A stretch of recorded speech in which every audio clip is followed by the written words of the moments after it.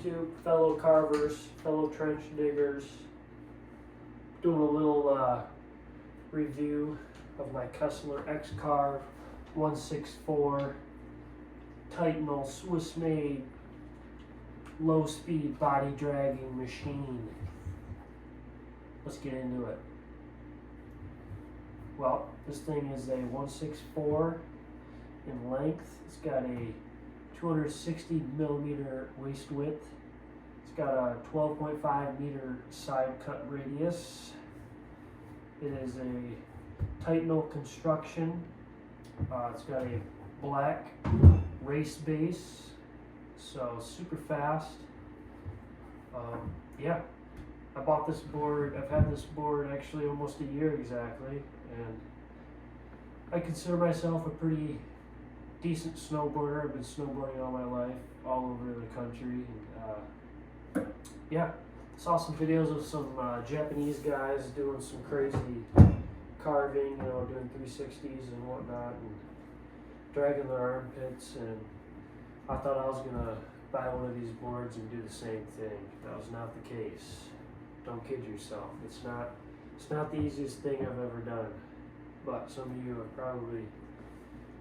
probably better than I am, that's for sure. So yeah, I got this board. It was I was super impatient. I wanted to get something right away. This board was ready to go. I bought it off eBay. I'll put the guy's eBay store in the link if you want to buy one of these boards. It's a decent price, you know. It's a Titanal Swiss made carving board, so it was more expensive than, you know, a snowboard usually is, but you get what you pay for. And this thing is just amazing. This is an amazing carving board. It really excels in steep terrain and super high edge angles. I love riding this board on steep groomers. Like one guy put it, it's low speed body dragging fun, and that's what I like to do on this board. Steep runs, it's so much fun. It holds an edge like crazy, and you can really crank it over on some high edge angles, and the board just bends, conforms right into the shape that it's supposed to without any effort, and it'll just throw you into a carve. Now, this board is made with Titanal, which is probably my favorite aspect of this board, just because of how damp and kind of smooth and dead feeling this board is in a good way. Like when you pick this board up and kind of start moving it around and twisting it, it's a little springy like a snowboard should be, but it's just super damp feeling, and it's a very different feel than a glass board, especially when you ride it. It is so smooth and so forgiving on your body. Like when you get chatter on this board, it doesn't try to buck you off, and the whole board doesn't start skipping around like a glass board would and other boards that I've rode. It's a really smooth kind of board, and it really conforms to the terrain that you're on, and I love it. It's a really fun board. It carves really well. Especially here in Michigan, we get those East Coast conditions with our freeze thaw cycle, and you know, it'll be 35 degrees one day, and then 5 degrees the next day, and you know, the whole hill will be ice, and this thing will just carve it up if you know how to ride it correctly, which I'm gonna say I do know how to ride it correctly. I'll post some videos at the end of me riding it in Wyoming, and you guys can be the judge of that. You know, let me know what I'm doing wrong, what I'm doing right, what I can change. Big shout out to Lars from the Just a Ride snowboard channel, and also James Cherry for really exposing the technique and the board setup, binding setup, boot setup, all that good stuff. I'll go check them out if you're into carving.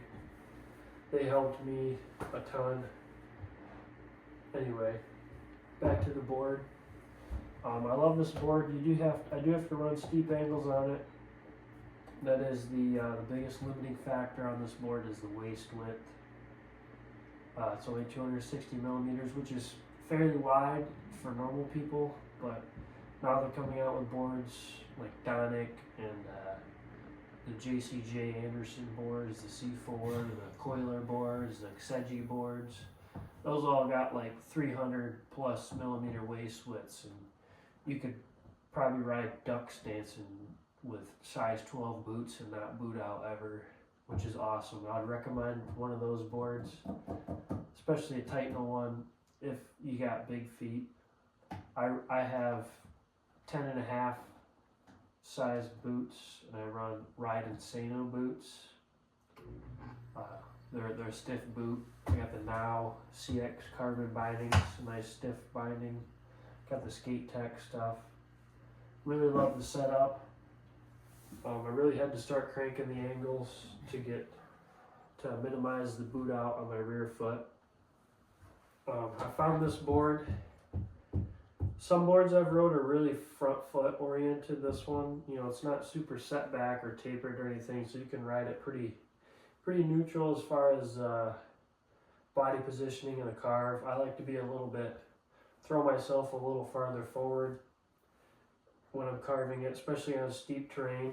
You can really do a deep carve with a high edge angle, and it'll really reduce your speed, which is nice on steep terrain. It's overall a really good board. It's not a park board. It's not a pile board or a board for riding in trees. It's a dedicated soft boot carving board. I get a lot of compliments with it. It's a really cool, different. You're not going to see boards like these all over the mountain. They're really aesthetically pleasing. I like the top sheet that's on here. It's got kind of like a wood grain pattern and texture to it. I love how it looks and how it feels. Really simple, nice logos, black and white. Comes in a black version as well. And I did see they came out this year with a 169, I believe, a little bit bigger board, a little wider. You can also custom order a board from Kessler.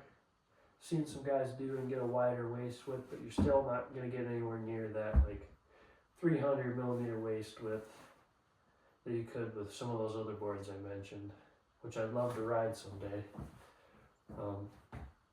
But yeah, super awesome board. Just carves through ice. Full camber board. The side cut feels good. It's not like this Karoo board over here that's got an 8.5 meter side cut that's a little too tight. Where this one feels just right, especially on steep stuff. Like I said, it goes through the carve nice and doesn't feel overly knifey. You can still ride the board, pop some ollies, do some spins on it. You can ride it, switch a little. It's got a little bit of a tail on there. I love the board.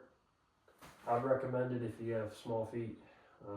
Like I said, I run 10.5 boots. Anything bigger, you're gonna have to run steep angles or risers. So keep that in mind if you're looking at one of these boards. But yeah, I love it. Take a look at the videos.